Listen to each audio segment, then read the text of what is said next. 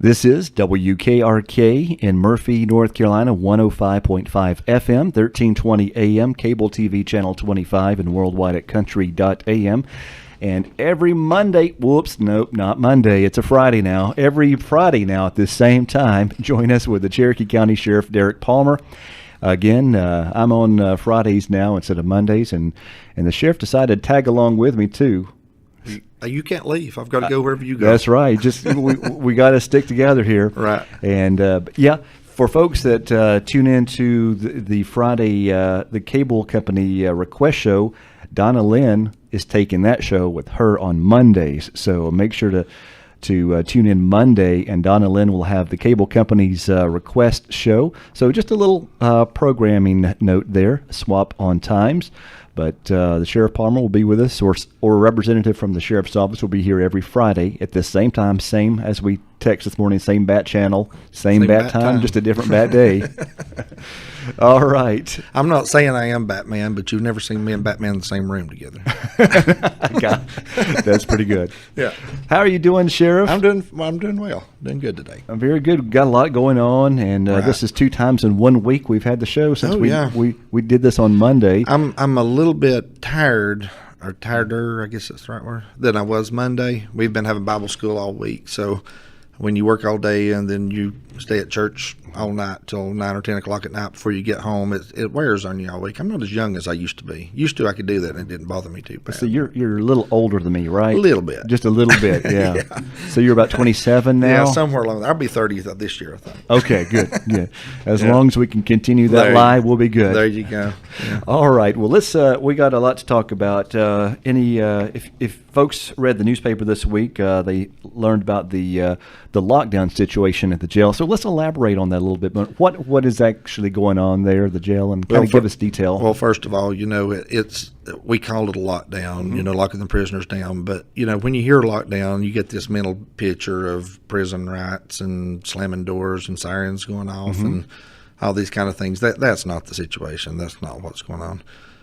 What we're doing there is basically the way a lot of jails around the state operate on a daily basis. Mm-hmm. It's up to the sheriff about how to run the detention center, how to run his jail. So different ones do it different ways, and we constantly look at our processes about the way we do things.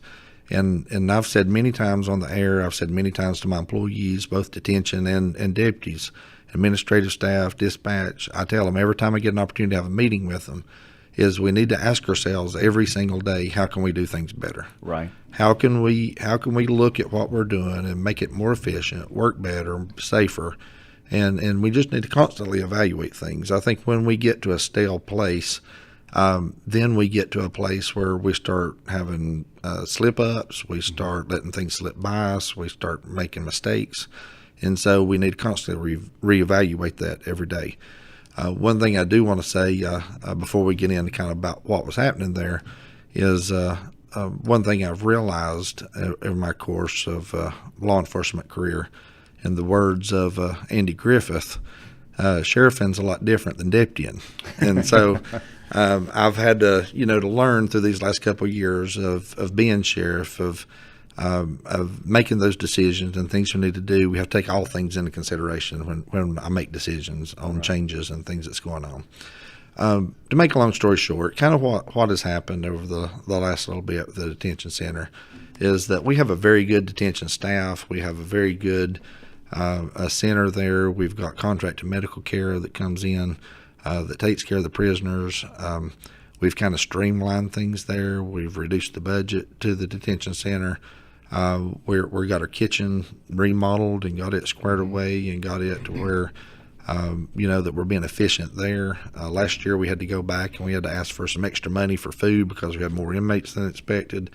But our detention captain and lieutenants really worked on that and brought that cost of food down to where hopefully this year we won't have to go back and ask for extra money regardless how many prisoners we have.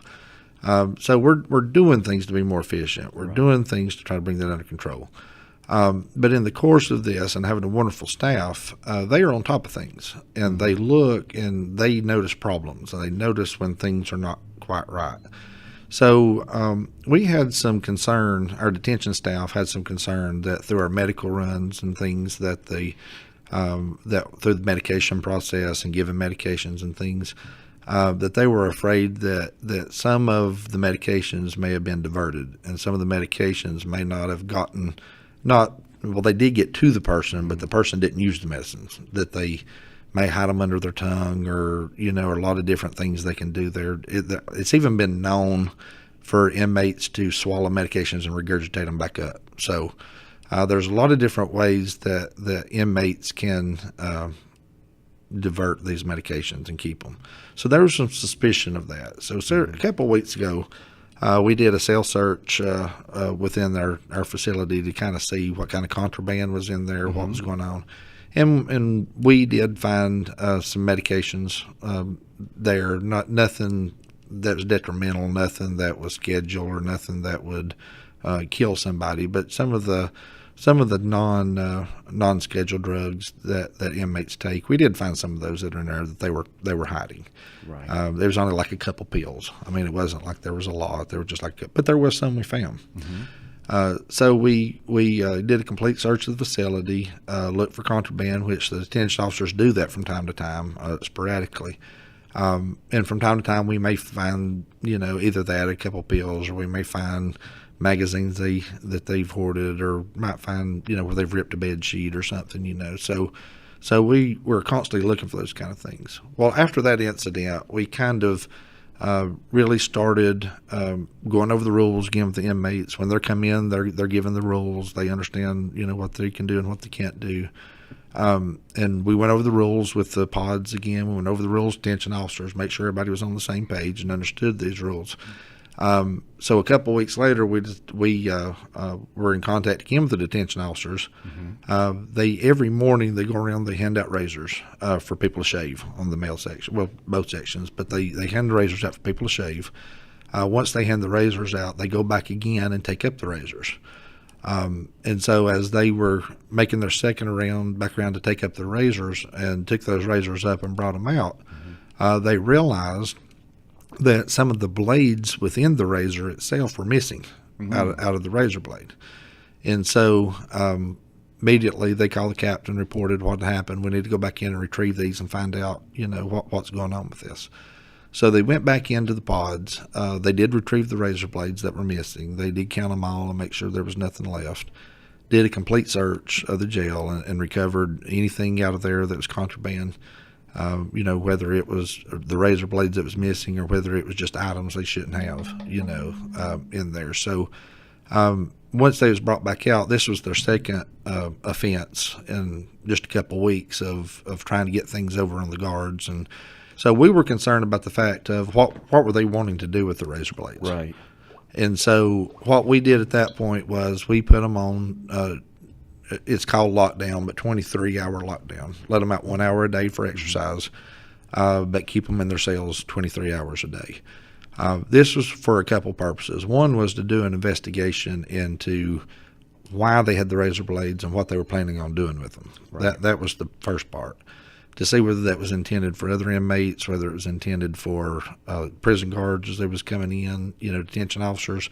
What was their intention of keeping that? Was it to hurt yourself? What was the cause of that? So when they went on lockdown and we started this investigation, basically, I'm not going to go into detail about what happened, but basically we found that it was just one of those things that they were just trying to get away with, that they were trying to see, what we can do and if we can get away with this, how long can we get away with it, kind of thing. So I don't think that anyone was at this point was any danger as far as there was a plan to kill somebody or anything like that. I think that it was just kind of one of those things of seeing what we can get away with. It's kind of like having children, right? And having testing the limits and having rules with children. They always look for ways to try to subvert you, try to test the limits, see what you can get away with, kind of thing. So. Was it more than one person that had taken the razor blades? Well, it was several razor blades that was missing. There were several people involved in it. Okay. They were all found in one location, but there were several people involved with the process. But we found that when we did this and we started figuring out what was going on, that this would be a good opportunity just to look at our policy and procedures. It'd be a good opportunity to look at how we're doing things, and I commend the detention officers because they did notice this, they caught it, kept anything bad from happening. So that's a definite plus. That's a positive. Absolutely. That this happened. But still, we look at this. How can we do things better? How can we ensure that the inmates are safe? How can we ensure that our detention officers are safe going in and out? So we found this would be a good opportunity to look at our policy and procedures, a good opportunity to look at what we're doing and see if there's things we need to change or reevaluate or do differently. And you can imagine, in this line of work, as times change and technology changes and people change, we've got to change the way we're doing things and the way we're looking at things. Used to in our county jails and the people we had in there, not to say that everybody in there were good people and they were there for missing Sunday school, that they didn't sing loud enough in the choirs while they're in jail. That was never the case. But we kind of knew who was there. We knew their families. We kind of knew where they're from, kind of knew their background, their history, kind of what they're capable of, not capable of, kind of thing. But in today's day and time, we get so much influx of people that have moved to the area, that we have no history, we have no background, we've never dealt with them. So we're getting a whole influx of people in our facility that we really don't know what they're capable of. We don't know, what their background is, what their history is, what their mental status is. We really don't know what they're capable of. And so as looking through our policy and our procedures, we have to take this into consideration and say, okay, or what we're doing is our policies, are they sufficient? Do we need to keep operating this way, or do we need to do things differently? And so that's kind of what we're in the process of now, is evaluating those things. We've already made a few changes to our policy. We've made a few things immediately, that we saw, and sitting down with our officers and sitting down with our lieutenant and the captain. We kind of looked at these things and said, hey, these things need to be changed right now. And we went ahead and implemented those things immediately. But we're still looking at other changes. We're looking at other things we can do there to make things safe. So our ultimate goal there is to make everybody safe, make the prisoner safe, make the detention officer safe, and do whatever it needs to do to make it safe in there. Right. And we were talking before before we went on the air today, that everyone who goes to the detention center has to go through the same process, and that is just to keep everyone safe, because you never know what people are. Well, one of the things is, and I'll go into a little bit more detail about that. One of the things is that our staff, and when we talk about the prisoners that we bring in and stuff, they have to do a lot of hands-on dealing with these prisoners when they're first brought into the facility. So if we make an arrest out there and we arrest someone, whether it's us, or Murphy Police Department, or Andrews, or Highway Patrol, or Wildlife, or whoever it may be, and they bring someone into the facility under arrest, one of the first things we have to do, and it's been upheld by the Supreme Court, and they've ruled that detention officers or detention facilities are well within their rights to do this. The very first thing they do when they're brought into the facility is strip searched. They're brought in, and the detention officer of like gender goes in and they strip search the person. You have to do the coffin squad and all those things you do during the strip search. And when people are arrested on minor charges, they don't understand why they have to go through this. They don't understand why their family members have to go through it and these things. But believe it or not, our officers catch quite often people trying to sneak things into the facility or hide things from officers in their body cavities. They hide things within their body cavity, and if we don't search them, it could be anything from drugs to weapons to anything else that they could have on their person or in their own body cavity. And if the officers don't do this, it puts everyone at risk within the facility. And different things are found from time to time. Everything from drugs to weapons are found in these body cavity searches. It's nothing that we find every day. It's not something that happens every day, but from time to time they do find these things. And so we have to be vigilant about that. We have to be vigilant about what comes in and out of that facility, and we have to be vigilant about the safety of people that's dealing with these prisoners. Yeah, we've shared several press releases before. People seem to comment quite a bit about that when people do sneak in drugs into the detention center, and they just have those in their body cavities. And Interesting that people go to that great length. Well, it's even like we've talked about before, and there's not really a whole lot you can do about this, but it has been known that people would swallow things and regurgitate it back up later, And so I know a lot of like drug smuggling and type things, that people, if they get stopped on a traffic stop, if they have a bag of meth or cocaine or heroin or something, if it's got several bags, they may throw it in their mouth and swallow it when the officer pulls them over. And so later on, if they go through the process and get arrested and locked up, and it's been, within an hour or so, they may go back to the cell and gag themselves and throw that back up in the cell and recover it. And so people say, well, how do people get stuff into jail? Well, it's ways like that they get it into jail. Through the visitation process, and we do very limited physical visitations. Most everything is done through video visitation now, where the people sit in the lobby and visit with their inmates that's still in the pod. We never bring them out. And so a lot of people get upset about that and say, well, I want a personal visit. I want to see them. They've not seen their kids, and they want to see their new child or whatever. Those are all security breaches, and they're all security reasons why we don't do that. In my career, I've seen people bring babies in and smuggle drugs in babies' diapers. I've seen them put weapons in babies' diapers and in car seats and in diaper bags and all these type of things. So, everything we do revolves back around the security issue, the security of the jail, because that's our number one priority. Our number one priority is that people are safe while they're in their jail, that they're being taken care of, they get medical treatment, they get nutrition, they get the things they need while they're there, so that bad things don't happen inside our facility. Right. That's what our number one goal is. Going back to visitation and talking about it a little bit, people don't understand this either. There is no legal right to have visitation. We could, and some detention facilities around the state have said no visitation whatsoever, And if you're not an attorney coming to see your clients, you don't get a visit. And there's no legal right to spiritual counseling. There's no legal right to a jail ministry. There's no legal right to these things.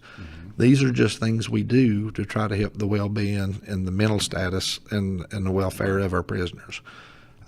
It's not a huge deal when you have people that's coming in and out when they're there for a day or two and make bond and get out. But it's a big deal when you've got people that's been in there for months and years to get contact visit with people from outside, to get the jail ministry services, to get video visitation, and to get these things. It's a huge ordeal for them to make sure they keep contact with the outside world and with their families.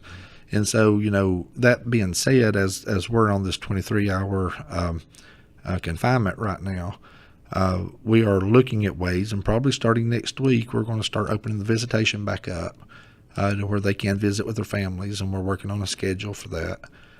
It will be scheduled certain days for certain pods. We'll get to visit their families. We'll notify the inmates of what their days and what their times are, and we'll give them an opportunity to contact their families to let them know when they can visit and what days and times they can visit. So we're going to continue this on through at least 30 days and look at this. There's a good possibility we may continue it on after that, depending on how it works. But there are jails all across the state that do this on a daily basis. This is just their normal routine, their normal operating time. So I wanted to make sure that people out there understood that and understood kind of what we were doing and why we were doing it. What is the difference between jail, detention center, and prison? Well, basically, a jail and detention center is the same thing. It's pre-trial confinement for the most part, but they do have post-trial confinement too. We do have people that's sentenced that are staying in their jail through the misdemeanor confinement program.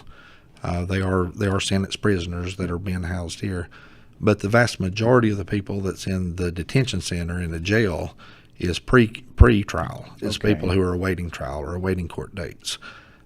Typically speaking, once you go through the court date, there's some exceptions to things, but typically if you're going to be held for an extended period of time, it's usually a prison sentence where you're put into the prison system. If it's something that you're held like 2 years or less, it usually can serve time within the county facility for that. So we do have pre-trial and post-trial confinement, but if it's going to be long-term confinement, typically those go to the prison system. All right. Yeah. And the detention center actually does have revenue producing income, correct? We do. Yeah. What's the major source of income for the detention center? Well, what a couple things is, one is like if we house inmates from other counties, for example, they pay us to keep their inmates. Mm-hmm. So if Graham County or Macon or Swain or any of these counties, if they're out of room or they have a security issue or whatever, and they send a prisoner to our facility and we accept them into our facility, we actually charge that county a per day rate for keeping that prisoner in our facility. So that's a revenue maker.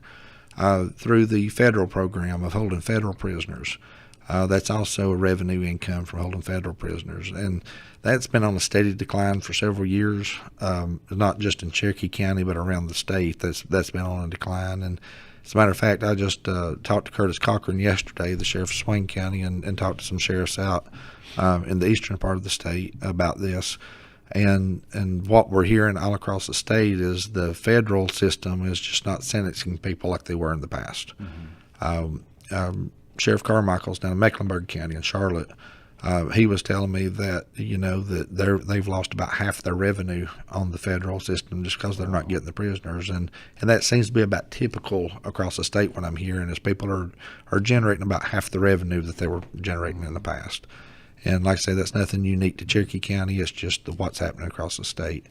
When I contact the federal people and talk to them about this, about what the purpose of it was and why we're not getting that convictions through the federal program, what we're hearing from the federal side is a lot of their federal agents, whether it's DEA, FBI, ATF, a lot of these people that are making a lot of these drug arrests and criminal arrests and was processing people through the system, a lot of their attention has been diverted toward domestic terrorism.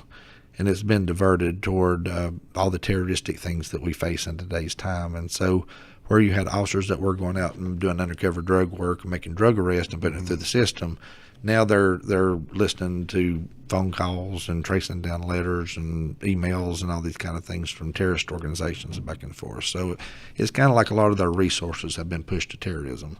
And so that's why we're seeing the decline within the federal system. Okay. Yeah. What is the capacity of the local detention center? We can hold 150 people in the detention center. That's comfortably. That's everybody in the bed, nobody on the floor, kind of thing. We're set to house 150 people. We generally house around 100. Usually it's closer to 90 on most days is about what we house. But we do see it fluctuate as low as high 70s, low 80s, up to over 100, 110, 120. Mm-hmm. We have seen it, go up in that area also. It just depends on the court system. It depends on, how many people are being sentenced, how many people are being released, bonds that are being made, things of that nature. We could bring 10 people in tonight and all 10 of them make a bond and get out. Right. Or we could bring 10 people in tonight and all 10 are confined and can't make a bond, so that'll add 10 more to our population. So it's just a fluctuating cycle that you never really know. But it's always, not always, but it's generally somewhere between 90 and 100 is generally where we stay. Okay, so 150 is the max comfortably. How does that compare to the old jail that was behind the courthouse? I was trying to think that. I think, if I'm not mistaken, I think the old jail held like 36, I think, or something. 36? Yeah. It was somewhere along in that area. So it probably stayed maxed out all the time. All the time, yeah. And what we were doing with the old jail was that we were doing what other counties are doing with us. We were paying other counties to hold our prisoners. Mm-hmm. And so by building the new facility there, gosh, I guess it's 9 years now? Almost 9 years it's been built.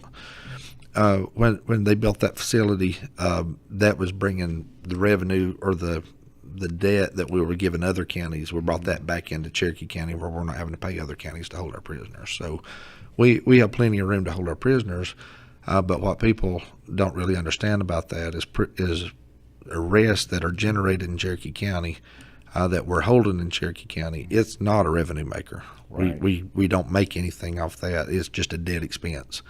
And the reason I say dead expense, you got to provide medical care and food and mm-hmm. transportation back and forth to doctors and medical services and all these different things for these prisoners we arrest in Cherokee County.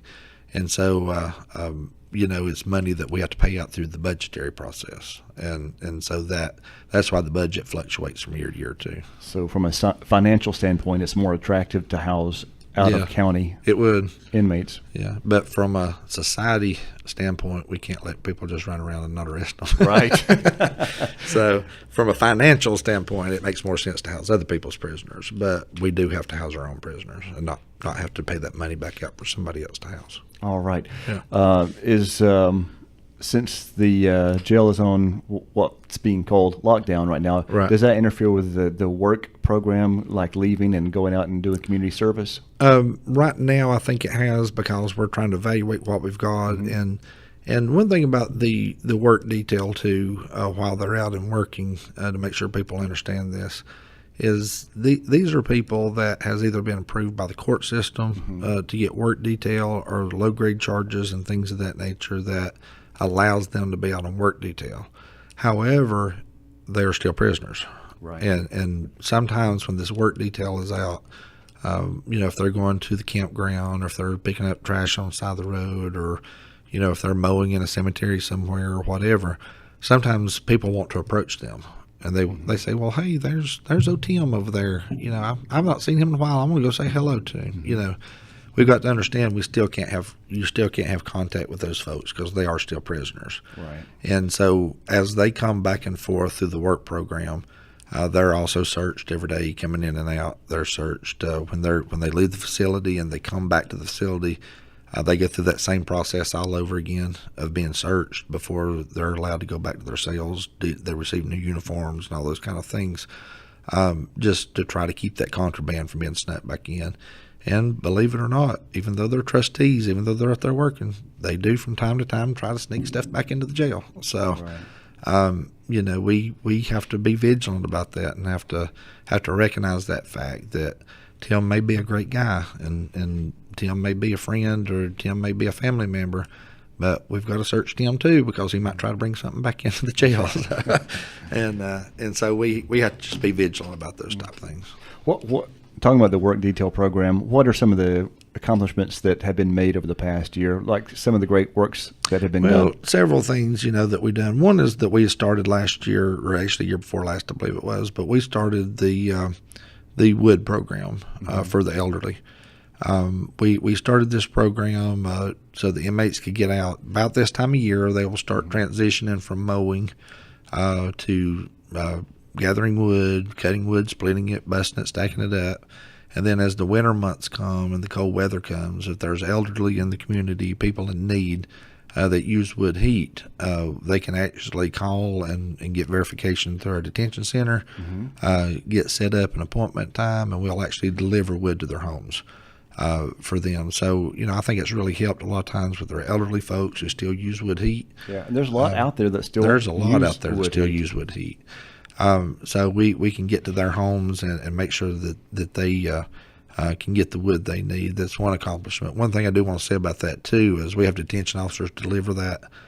We don't send inmates to people's homes, Right. and so that's delivered by detention officers to these homes. And so that's one accomplishment. The other thing is one of the things that we've done over the last couple of years is we've taken some cemeteries that were dilapidated, some cemeteries that weren't taken care of. And we've actually went into these cemeteries and helped restore them through the inmate program, mowing, getting trees out of the cemeteries, making sure the graves are fixed, if there's any knocked over tombstones and things of that nature, getting those set back up. And in some of our older cemeteries around the county that a lot of people don't even think about, for example, if you go out here at King Ford, where the new King Ford building is, and you go up the hill there at Journey Church and the Church of Christ, you go one way to one church and left to the other church. Well, right in the middle is an old cemetery there, and it's a cemetery, has a lot of Confederate war soldiers in there. In that cemetery, it has a lot of our African American community is buried there. There's just a lot of different people that through the community that in the 1800s were buried in 17 and 1800s were buried in that cemetery. Well, that cemetery was one of the ones that kind of got overgrown and the trees overtook it and stuff. And so our inmates went up there and cleaned all that out and got it situated and looking good again. We've talked with the Forest Service about some cemeteries that are on federal property that has soldiers in it, and has people, Native American, has a lot of different people in these cemeteries. It's kind of off in the woods and off the beaten path that a lot of people don't even know about. Right. But it's still a cemetery. And so we try to get our inmates to places like that and try to clean these cemeteries back up and fence them in and things.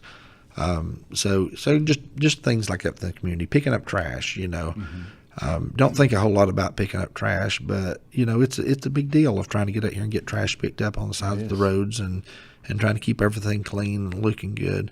And so we utilize our inmates for that and trying to beautify our county and trying to do things that would help our county look better. And the things that we try to do with the inmates is kind of behind the scenes. It's kind of, except for being on the 4-lane picking up trash, most things are kind of generally away from the public, kind of generally behind the scenes. And so a lot of people don't see what they're doing, but they're doing a lot of good things out there for our community. Well, good. I'm glad you shared those examples. I like hearing how folks can give back to the community, even whether they're inmates or just, I think it might, just hearing these stories inspire other people to try to do something. Right. And there's a lot of things out there to do. If people would just form some groups and organizations and get out and just do it, there's a lot of things out there that we could help our community do.